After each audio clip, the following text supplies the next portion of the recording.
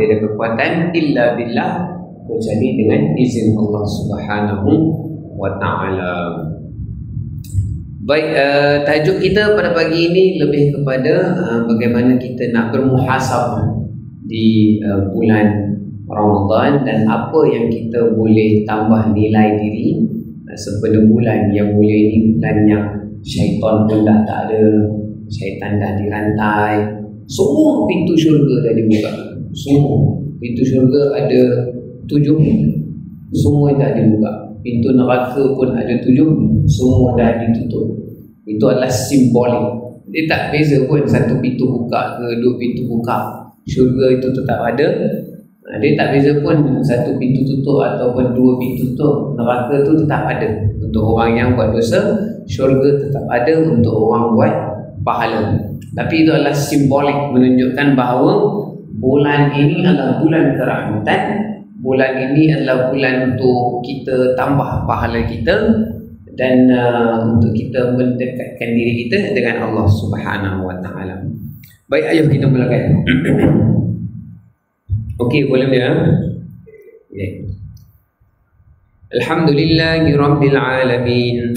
Wassalatu wassalamu ala asyrafil anbiya'i wal mursalin wa ala alihi wa sahbihi ajma'in.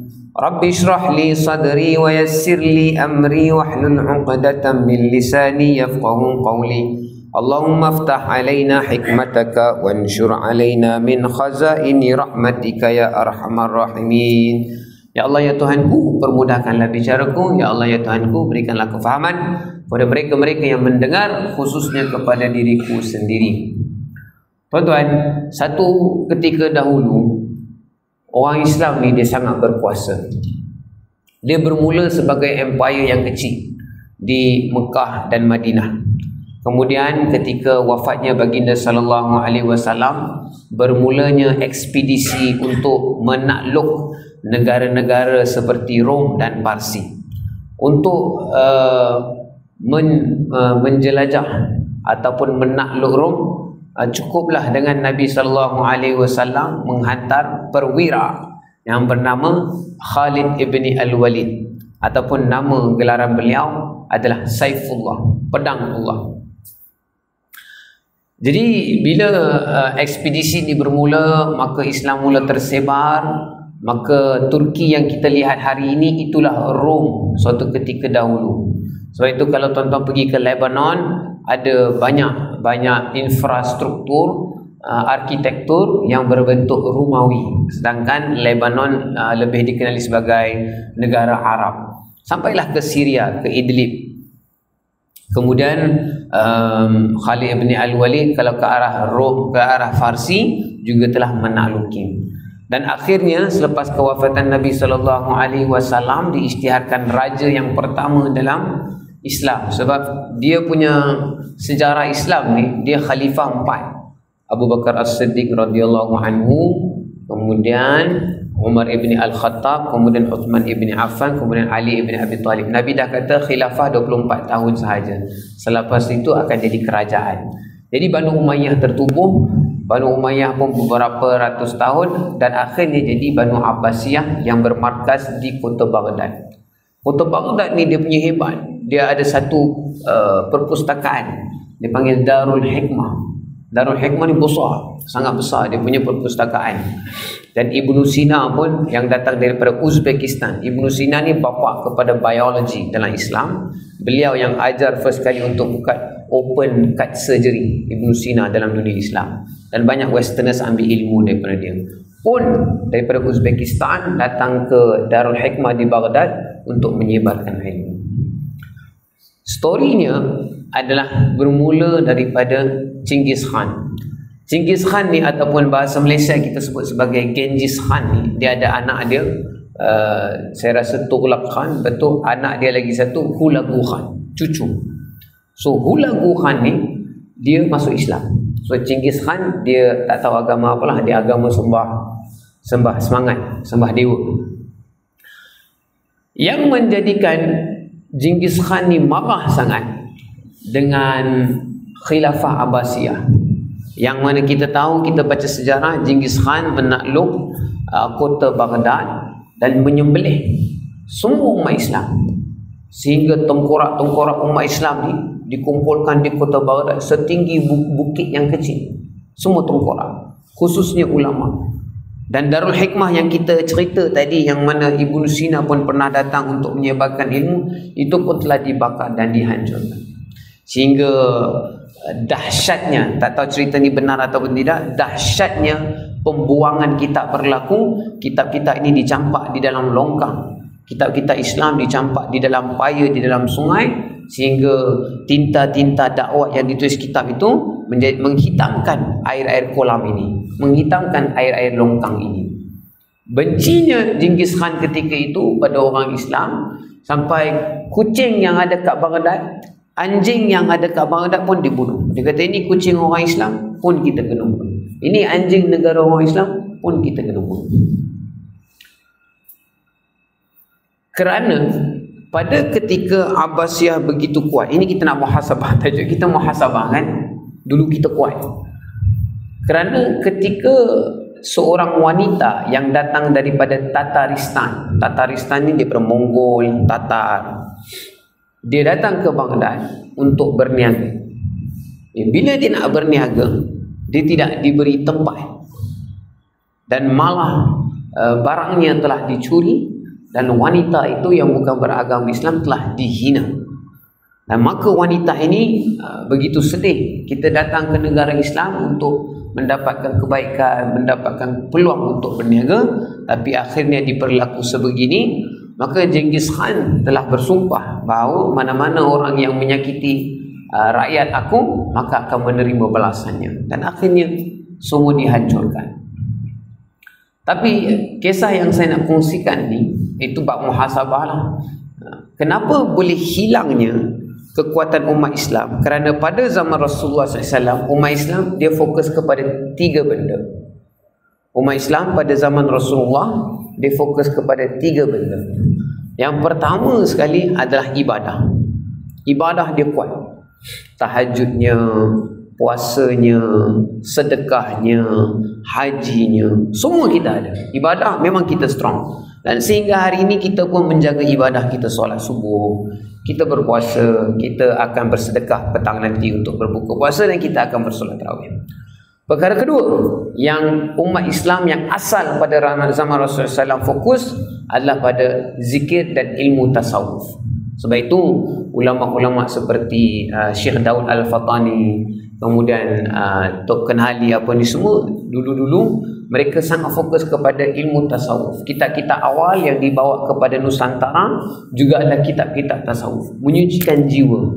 Bagaimana nak menjaga zikir pagi, bagaimana nak hilangkan perasaan hasad, dengki, iri hati, riak, takabur, ujub. Ini semua nama-nama penyakit hati.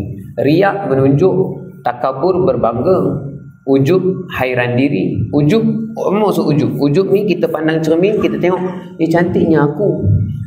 Ataupun dia tengah bawa kereta Mercedes dia, aku ni kaya juga. Ataupun dia duduk di rumah banglo, wah, cantiknya rumah aku. Dia hairan diri, ujub. Sepatutnya bila kita rasa macam tu, kita kena sebut Alhamdulillah, Masya Allah, Allah yang bagi kepada aku. Itu perkara kedua, tasawuf. Sebab itu lahirnya aliran tarikat seperti Chishti, Naqshbandi, Qadri. Ada benda-benda yang tertentu yang mereka bai'ah untuk menjaga zikir.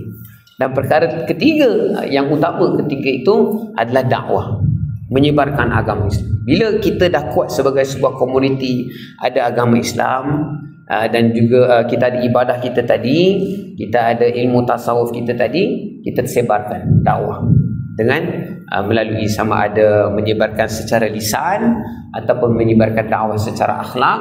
Kalau lisan dan akhlak tidak difahami, maka musuh akan berdepan dengan pedang. Itu cara orang Islam berdakwah. Dia akan dakwah dengan akhlak, dengan lisan dahulu, barulah dengan pedang. Tetapi perlahan-lahan bila zaman berlalu, maka dakwah berkurang. Yang tinggal fokus itu hanyalah ibadah, termasuklah ilmu. Ilmu tasawuf ni termasuklah ilmu fiqah dan sebagainya. Tinggal ilmu dan tasawuf. Perlahan-lahan dakwah hilang, keilmuan pun hilang. Maka tinggal sahaja ilmu tasawuf. Sebab itu tuan-tuan kalau ingat, zaman Turki Osmaniyah wujudnya banyak ilmu-ilmu tasawuf sehingga ada zikir menari dan sebagainya. Dan akhirnya ketiga-tiga benda itu hilang, maka roh Islam hilang. Masa zaman Khilafah Abbasiyah tu, bahagian pertama daripada dakwah, ilmu dan ibadah, dakwah dah hilang. Cukup untuk satu entiti itu hilang, roh Islam itu hilang, maka Islam akan jadi lemah. Ini kan pula pada zaman kita, daripada tiga-tiga entiti ini kita kena fikir balik. Bila kali terakhir kita berdakwah? Bila kali terakhir kita cuba membuka buku dan untuk menimba ilmu? Ini juga majlis ilmu bagus. Bila kali terakhir aku cuba duduk dan berzikir dan aku pandang dalam hati aku ni, berapa banyak busuknya hati aku ni dengan hasad dengki aku, suka mengupatnya aku, suka bersangka buruk. Jadi bulan Ramadan ni adalah peluang untuk kita buat tiga benda ini. Dakwah ini kita boleh mulakan dakwah kepada isteri, dakwah kepada anak perempuan. Katalah anak perempuan kita ni kadang-kadang pakai ketat, tudungnya tidak lawa, kena tegur. Panggil apa yang kita panggil pada anak perempuan kita tegur. Mungkin kakak kita sendiri, kalau dengan kakak kita sendiri kita tak berani berdakwah, macam mana kita nak berdakwah kepada orang awam? Kalau dengan isteri kita sendiri kita tak berdakwah, macam mana kita nak berdakwah kepada orang lain? So itu Nabi SAW bersabda, khairukum li ahlikum. Kalau tuan-tuan nak tahu tuan-tuan ni orang hebat, kalau saya nak tahu saya ni orang hebat, Nabi kata tanya isteri kamu. Kalau isteri kita kata kita bagus, maksudnya baguslah kita. Tapi kalau semua orang kat luar sana kata Piu Taha bagus, Imam Muda bagus, Kapten bagus, Haji bagus, tapi bila kita tanya isteri kita, lah engkau subuh pun lambat, engkau sahur pun aku kejutkan. Sebab isteri tahu semua kita punya kekurangan. Jadi itu kayu ukur kita bagaimana sempena bulan Ramadan ini kita nak jadi manusia yang lebih baik, dan kita boleh bermula dengan jadi baik kepada isteri kita, jadi baik kepada anak-anak kita, jadi baik kepada ibu dan ayah kita, jadi baik kepada anak-anak kita. Itu sebagai poin yang pertama hari ini. Tak habis lagi cerita Genghis Khan tu, Hulagu Khan ni akhirnya masuk Islam. Dan satu hari Hulagu Khan ni dia kumpulkan semua dia punya subjek dia lah, orang-orang dalam istana dia, orang-orang penting dia. Maka dia kata, wahai semua orang-orang yang rapat dengan aku ni, boleh tak kalian bagi tahu kepada aku siapakah orang yang terbaik? Siapakah orang yang terbaik? Kisah ini saya baru dengar semalam daripada mantan Mufti Wilayah Persekutuan Datuk Dr. Zulkifli Al-Bakri. Beliau datang UPM semalam, dia bagi kuliah tazkirah Jumaat. Sebelum Jumaat tu dia bagi, saya pun dengar. Maka Hulagu Khan tanya, maka orang-orang yang dia punya dalam istana ni kata, bagi tuanlah, tuanku sebagai raja, tuanku lah manusia yang terbaik. Maka tuanku dia kata, no, kamu semua salah. Kamu semua ni puji aku sebab aku ni raja, kan? Aku bukan yang terbaik. Aku pernah zalim satu ketika dahulu. Aku pernah membunuh orang, berapa banyak orang aku bunuh. Macam mana aku boleh jadi manusia yang terbaik? Maka dia kata, manusia yang terbaik ini adalah manusia walaupun selepas dia mati, dia sentiasa diingati.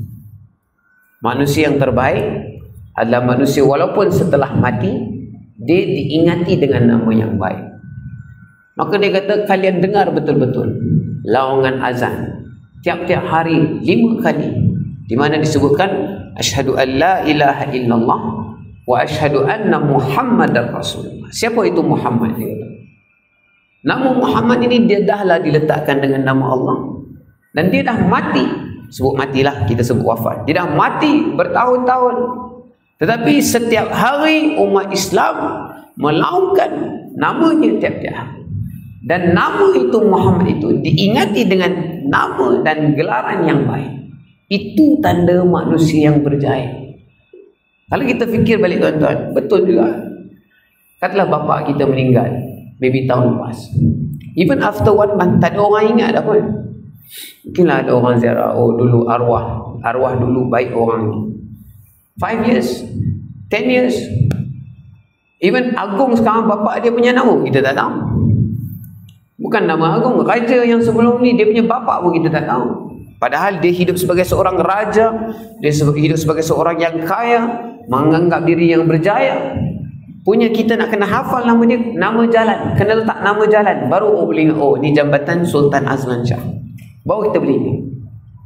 Tetapi untuk manusia yang paling mulia, manusia yang paling hebat, kerananya bumi ini dicipta, sehingga hari ini kita semua mengingati namanya dengan nama yang baik, tidak perlu diperingatkan. Bukan sekadar itu, nama-nama orang Islam biasanya dikepilkan dengan nama Muhammad. Kalau namanya Umar, kata Muhammad Umar. Kalau namanya Adnan, Muhammad Adnan. Dan saya ingat dulu dekat JPM, Muhammad, dulu kita boleh letak suka hati MOHD, MUHD. Sekarang kalau tuan-tuan cuba try, nama anak tuan-tuan Muhammad, tuan letak MOHD, dia tak bagi. Sebab mufti dah tegur. No. What is MOHD? MOHD is Mohon. You want to put your son's name Muhammad, MUHAMMAD. Begitu kita mengangkat individu Nabi kita, junjungan besar kita Nabi Muhammad sallallahu alaihi wasallam. Ini tuan-tuan, muhasabah yang kedua yang kita nak buat hari ini.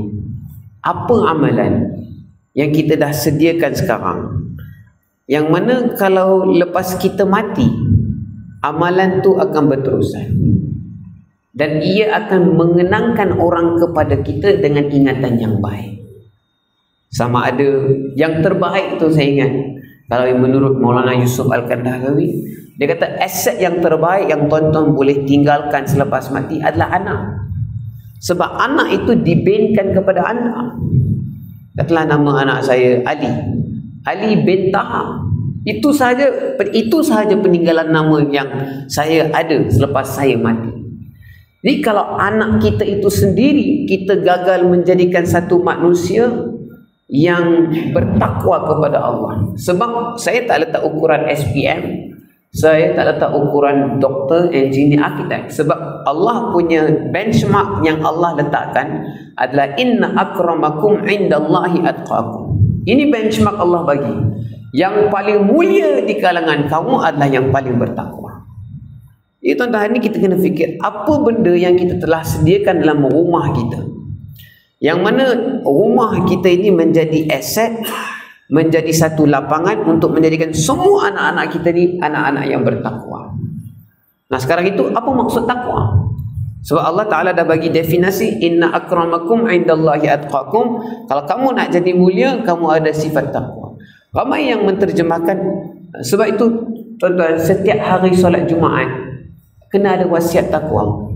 Ittaqullah usikum wa iyaya bittaqwallah. Kalau khatib saya dulu masa muda-muda dulu lupa. Masa tu baru balik 2009, baru grad dah langsung jadi imam khatib kat Pulau Pinang. Saya lupa bagi wasiat takwa. Berdiri pegawai agama kat tengah tu. Ustaz, mana wasiat takwa? Tak sah. Kau tahu satu pulau aku malu. Yang tegur macam tu. Maksudnya begitu penting wasiat takwa pada hari Jumaat. Kalau kita tak buat wasiat takwa masa khutbah, tak sah khutbah Jumaat, tak sah solat Jumaat. Pentingnya takwa. Takwa ini ittaqullah tidak bermaksud takutilah Allah. Sebab kalau kita terjemah takwa sebagai takut kepada Allah, agama Islam bukan agama yang mengatakan oh you have to fear me, bukan takut aku. Macam agama Islam ni pula agama yang ada rotan atas kepala, ada tongkat atas kepala. Agama Islam adalah rahmatan lil alamin, kerahmatan, adalah kelembutan, tidak boleh memukul. Sebelum kita masuk lebih lagi, cerita tentang pukul. Kalau isteri kita nusyus dengan kita, kita tak boleh pukul. Apa ya tuan-tuan, kalau kita berdepan dengan isteri yang nusyus, apa Islam ajar yang kita boleh buat? First kali, tegur dia. Sayang, abang rasa apa yang ayang buat hari ini tidak menyenangkan hati abang dan juga melanggar perintah Allah. Itu kalau level Maulana Allah boleh dia cakap macam tu. Melanggar perintah Allah Subhanahu wa taala dan Rasulullah SAW pun tak suka. Jadi eleh abang pun sama. Kata tu kan. Satu, suami kena strong. Jadi marilah kita sama-sama, abang pun sama-sama dengan ayah kita bertaubat. Ini bukan kelemahan abang, kerana abang gagal tegur ayang siap-siap. Jadi kita bertaubat sama-sama. Itu cara pertama Islam ajar. Kalau isteri tetap nusyus, Islam ajar asingkan daripada tempat tidur. Bukan kita tidur depan TV, dia yang kena tidur depan TV. Tuan, itu Islam yang ajar. Maaf perempuan. Ini Islam ajar. Jika isteri terus nusyus, asingkan dia dekat tempat tidur. Maknanya beliaulah yang kena keluar daripada tempat tidur dan tidur sama ada dengan anak-anak ataupun tidur di mana yang selesa di dalam rumah. Menunjukkan kita ni sebagai ketua pemimpin rumah tak senang dengan perilaku beliau. Dan akhirnya kalau isteri tetap nusyus, barulah boleh dalam kurungan memukulnya. Tapi pukul bukan dengan tangan. Tak boleh, haram memukul isteri dengan tangan, itu haram. Apatah lagi dengan tongkat. Saya rasa saya dah tunjuk itu. Islam ajar ambil kain, macam kain pelekat atau kain serban tu, kita gulung, kan? Bila digulung dia macam panjang kan? Ambil hujung ni dengan hujung ni, sambung, jadi macam bulat. Ambil itu dan pukul hanya pada pinggulnya. Sebagai itu adalah pukulan psikologi. Pukulnya di sini tak rasa sakit, tapi sampai kepada kepala otak, sampai kepada hati. Betul-betul, suami aku dah marah betul ni. Itu sahaja yang diizinkan dalam Islam dalam konteks fizikal, fizikal dengan isteri, dalam konteks kita nak rotan. So Islam bukan agama garang. Islam adalah agama lembut. Dan kita tidak boleh memaksa orang bukan Islam masuk Islam. Baik, berbalik kepada cerita tadi, ittaqullah. Apa peralatan kat rumah bertakwa kepada Allah yang kita dah sediakan? TV. Adakah TV akan menjadikan manusia, anak kita bertakwa? Sedangkan saya berani yakin termasuk rumah saya semua ada TV dan subscription Netflix. Aneh kalau orang itu tak ada subscription Netflix. Dahulunya Astro alat syaitan yang tipu ramai orang. ASTRO, alat setan tipu ramai orang. Memang tertipu lah. Dah kamu bayar RM100 tiap-tiap bulan tengok cerita sama je kan. Sama juga dengan Netflix. Dengan Netflix, na'udzubillah, kita menyedari bahawa ada banyak anasir-anasir LGBTQ++. Dan saya ingat dulu masa kecil-kecil, kalau saya tengok filem Hollywood dengan bapak saya, kalau ada adegan macam panas, memang kita keluar bilik tu, kita belah. Malu nak tengok adegan itu dengan ibu dan ayah. Dan adegan itu mungkin bercumbuan di mulut. Tapi zaman sekarang dengan terbukanya, jadi kita fikir bulan Ramadan ni boleh tak aku nak stop TV kat rumah aku? Kalau bulan Ramadan pun aku tak boleh stop Netflix di rumah aku. Aku tak boleh stop anak-anak aku daripada tengok cerita-cerita yang wanitanya tak tutup aurat, lelakinya gay, wanitanya lesbian. Apa masa depan anak aku? Ini aku ada ni. Ni aku hidup lagi. Aku sebagai seorang ayah, aku tak boleh pimpin ke? Ni aku ayah jenis apa ni? Takkan aku ni seorang penakut. Paling kurang pun kalau masih adanya TV, masih adanya Netflix, apa kita nak counter dengan TV? Majlis Al-Quran dalam rumah kita. Ada tak kita cuba kata, okey sayang, okey enough TV time cukup. Ni weekend kan? Okey cukup TV. Abah nak cadangkan kita baca Quran sikit lah di rumah kita 5 minit je. Kita kalau nak mula tuan-tuan jangan tekan setengah jam. Anak-anak pun akan jadi culture shock. Mula dengan 5 minit. So dia pakai telekung, isteri pakai telekung, duduk. Kalau dia ada period pun dia duduk sebelah, buka Quran. Kita beranikan diri. Tak erti baca pun kita baca terjemah. Abah bukan ustaz, tapi abah rasa bulan Ramadan ni bulan Quran, jom sama-sama abah baca terjemahan satu ayat, awak baca terjemahan, awak baca terjemahan. Tak pun kita ajak berdoa. Saya ingat satu ustaz ni dulu macam mana dia instil, memupuk sifat doa dalam anak-anak. Setiap kali sebelum berbuka puasa 10 minit tu anak-anak dia semua dia tak bagi pegang gadget ke apa, dia duduk dan dia berdoa dalam bulatan. Dia kata okey semua angkat tangan. Dia angkat tangan. Ayah dia akan berdoa satu doa, lepas tu dia buat merry-go-round. Tahu merry-go-round? Merry-go-round tu dia akan berputar. So abah dia kata, ya Allah ampunlah dosa kami, ya Allah jadikanlah kami orang yang berkat rezekinya. Okey, alung kita. Soalan buangkan dengan, ya Allah, jadikanlah aku dapat 8A dalam SPM. Okey, Angah minta. So dengan ini, anak-anak nombor 1 akan belajar ekspresi kepada kita. Dan yang kedua, dia akan belajar cara meminta doa. Bila kali terakhir, sebab tu bila kita kata, okey, Along doa, dia pun doa sendiri, entah dia pun doa, ya Allah aku nak iPad baru, ya Allah aku nak ada awet cantik. Jadi dengan ini semuanya terpendam di dalam dan kita tidak boleh memantau. Di bulan Ramadan ni tuan-tuan, kalau sebagai muhasabah ni, sempena syaitan tak ada ni, kita muhasabah diri kita, bagaimana rumah tangga kita itu boleh jadi satu rumah tangga yang mulia dengan adanya sifat takwa. Berbalik kepada cerita tadi, apa maksud takwa? Takwa itu adalah rasa bertuhan. You rasa bertuhan. Takwa maksudnya, bila kita rasa ada CCTV memandang kita, kita takkan buat dosa. Bila kita tahu ada yang memandang kita, kita nak mengumpat pun tak berani. Bayangkan kita nak mengumpat CA tu tengah pasang CCTV depan kita, ataupun pencipta kepada CA pasang CCTV kepada kita. Macam mana kita nak buat dosa? Dan CCTV Allah Subhanahu Wa Taala bukan sekadar pada fizikal kita. CCTV Allah Subhanahu Wa Taala adalah kepada hati kita. Allah Taala tahu isi hati kita. Allah Taala tahu apa niat buruk kita. Allah Taala tahu segala intention kita, sama ada yang baik yang buruk. Dalam Islam kita ada malaikat kanan dan kiri. Ini malaikat tulis pahala, ini malaikat tulis dosa. Ini namanya rakib. Ini namanya rakib, ini namanya atid. Bila dia bergabung ramai, dia dapat nama grup dia Kiraman Katibin. Macam Backstreet Boys lah. Dia ada Nick Carter, ada AJ kan. Itu satu-satu nama dia. Bila gabung jadi Backstreet Boys. Jadi malaikat kalau individu namanya rakib dan namanya atid. Tapi kalau gabung dia jadi nama grup Kiraman Katibin. Baik. Jangan namanya Kiraman Katibin, nama grup dia tu Kiraman Katibin. Katibin penulis, Kiraman tu mulia, Al-Karim mulia, Kiraman Katibin. Allah Ta'ala sebut dalam Al-Quran, barang siapa niat buat baik, maka dia dapat satu pahala. Katalah sekarang saya niat, aku nak sedekah lah dekat surah Ar-Rayyan ni RM100 untuk buka puasa. Malaikat dah tulis dah. Saya niat je. Persoalannya niatkan di dalam hati. Macam mana dia boleh tulis satu pahala untuk saya? Dia bukan Tuhan. Dia tak boleh baca isi hati saya. Yang boleh baca isi hati kita hanya Allah.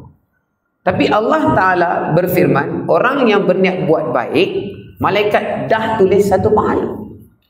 So how on earth dia ni boleh tulis satu pahala saya kalau dia tak boleh tahu isi hati saya? Maka di sini ulama bincang ni. Macam mana?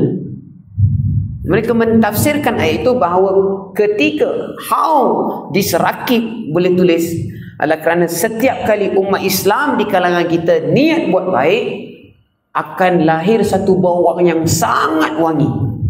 Akan lahir bau yang sangat wangi yang akan merebak kepada manusia, kepada selain daripada manusia. Manusia je tak boleh bau, orang lain semua boleh bau.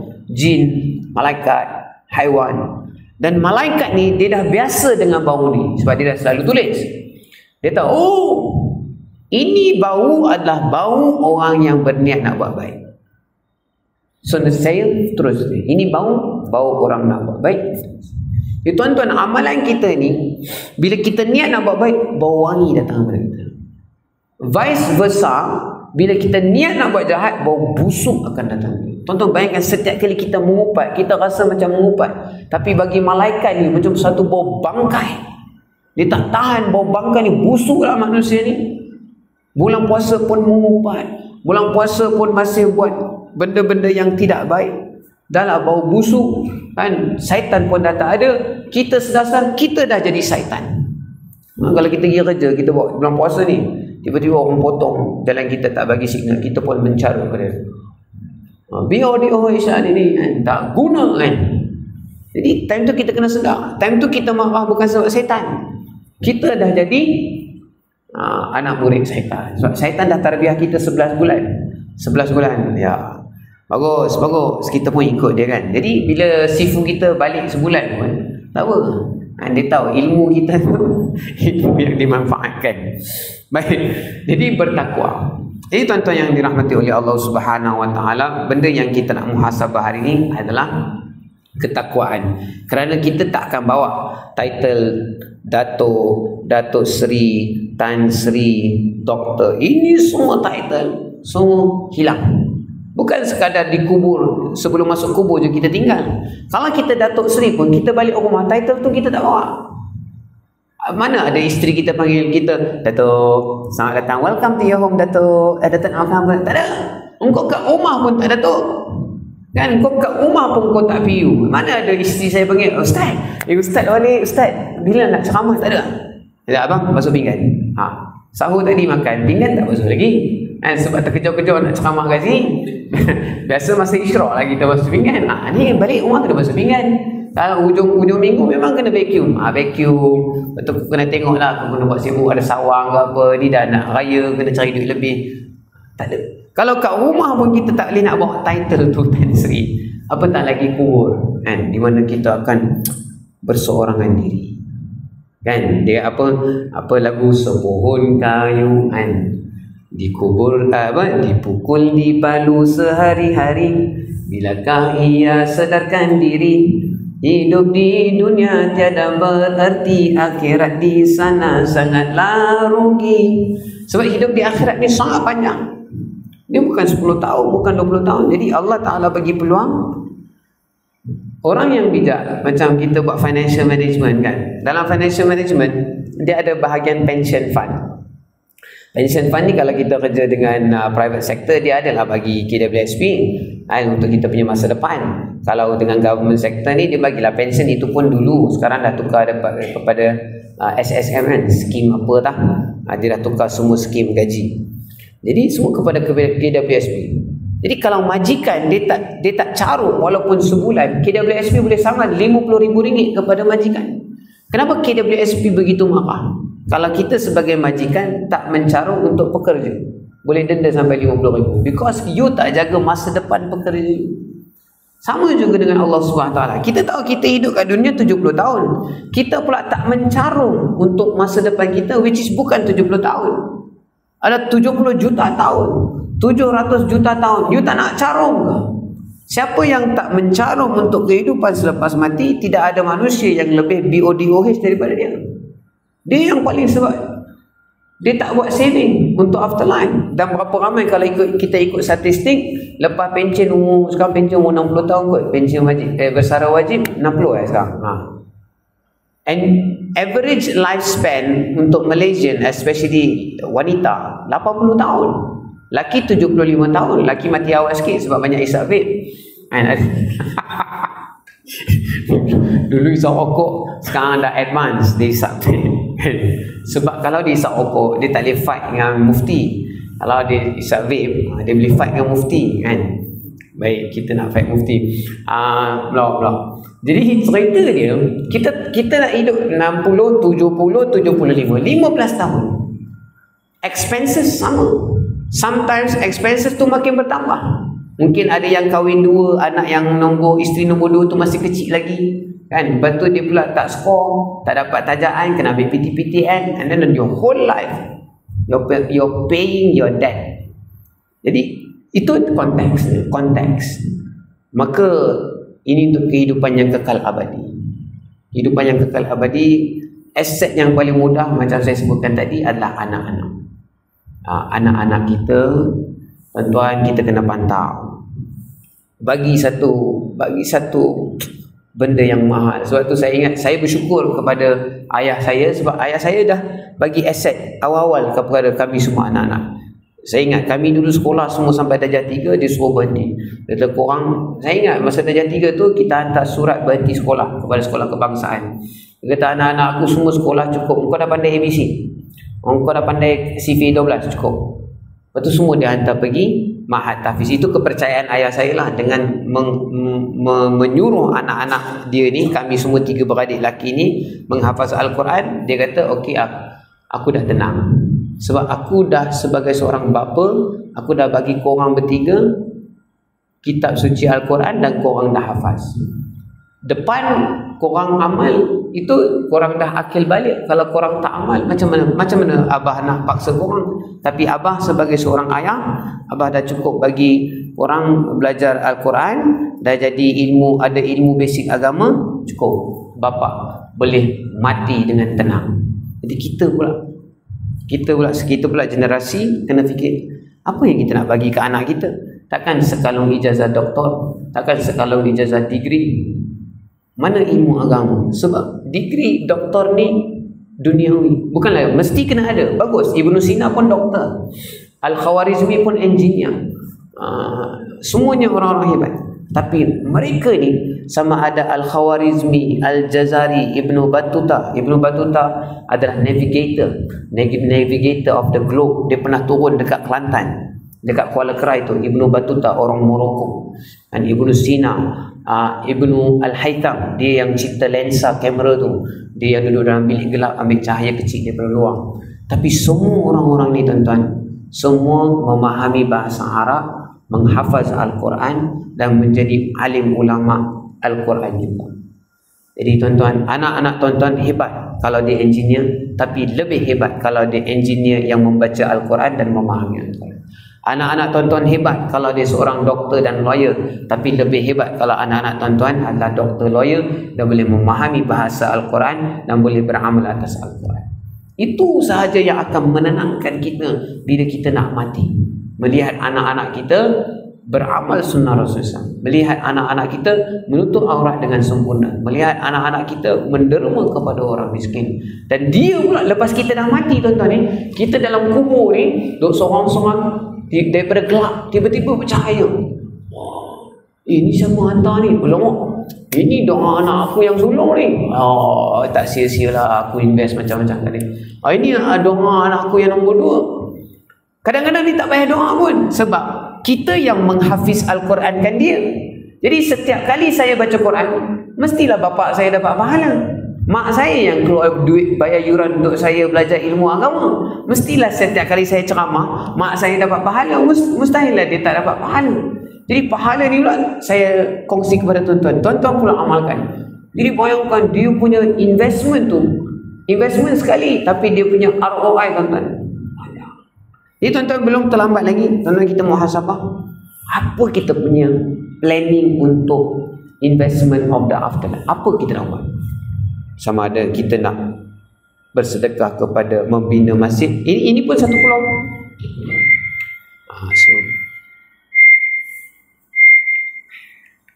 Ini pun satu peluang. Surah Ar-Rayyan, tuan-tuan boleh bagi speaker, tuan-tuan boleh bagi aircon, tuan-tuan boleh bagi karpet. Semua ini akan jadi jariah. Tapi jariah dia pun maybe 30 years, 50 years, maximum lah 100 years, dan maybe serene residency pun dah tak ada. Dia tukar status tanah ke, kena roboh ke, jadi mall ke, jadi tempat lapangan terbang ke. Tapi anak yang soleh, suatu Allah Ta'ala, Nabi bersabda 3 je, sedekah jariah, waladun soleh, anak yang soleh mendoakan kita, dan ilmu yang dimanfaatkan. Jadi tuan-tuan, kalau anak dengan anak-anak kita tak sempat, tak apa, cucu ada lagi, ambil pulang rapat dengan cucu kan. Tapi janganlah paksa nanti anak-anak kita pula bising air ni kan, nak jadi hafiz Al-Quran pula apa. Tak, ajar dia Al-Fatihah. Mai atuk nak ajar engkau surah Al-Fatihah.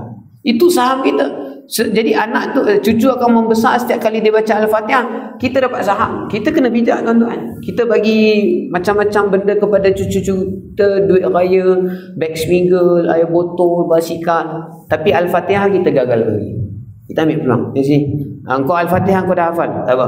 Aku ajar engkau cara istighfar. Aku ajar engkau cara selawat. Aku ajar engkau ni.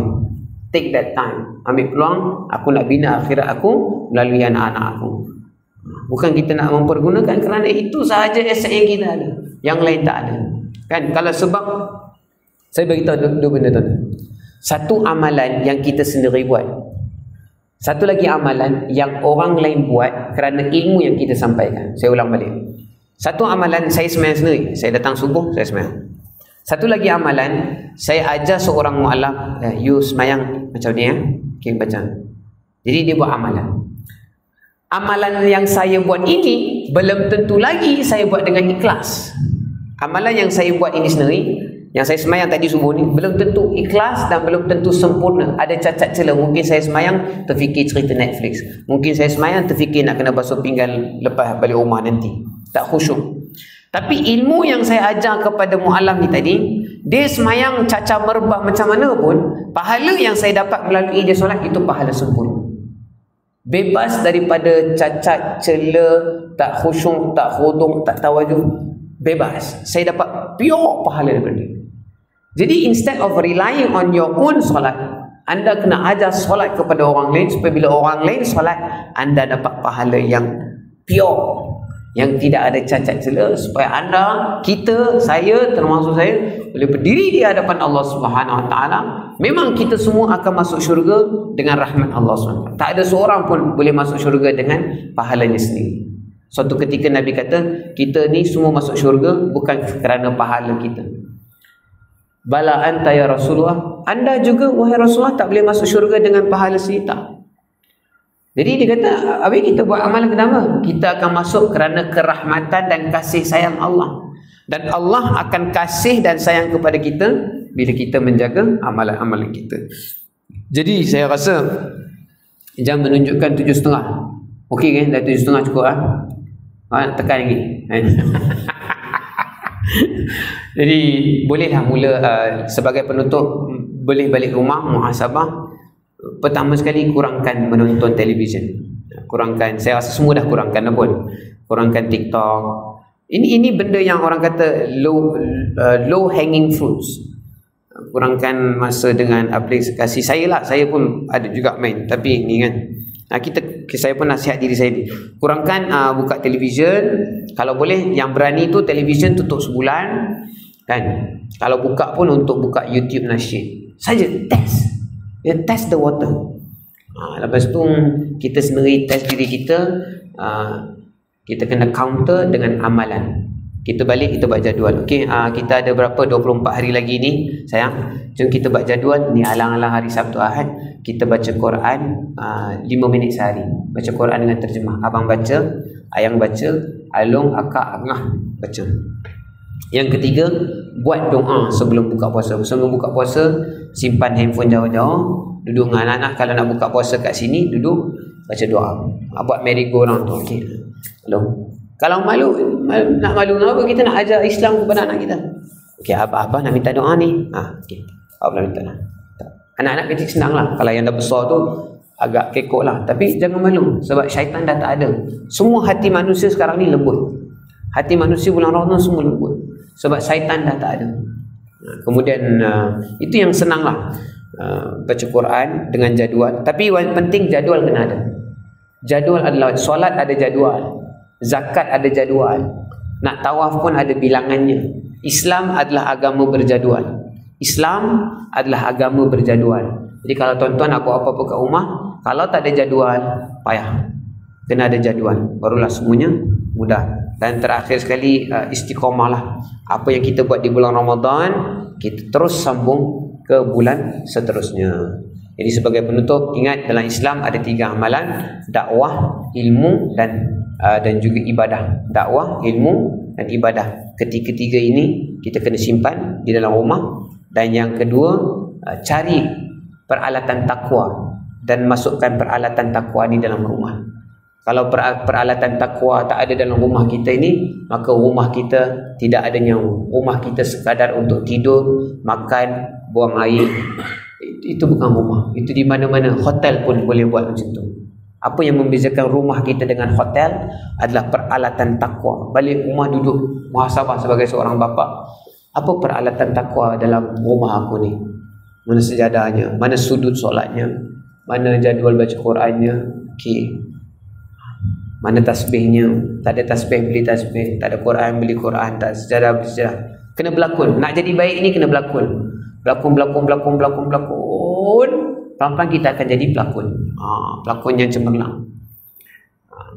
Jadi kita nak jadi baik tu kena berlakon jadi baik. Akhirnya kita akan jadi baik yang sebenar.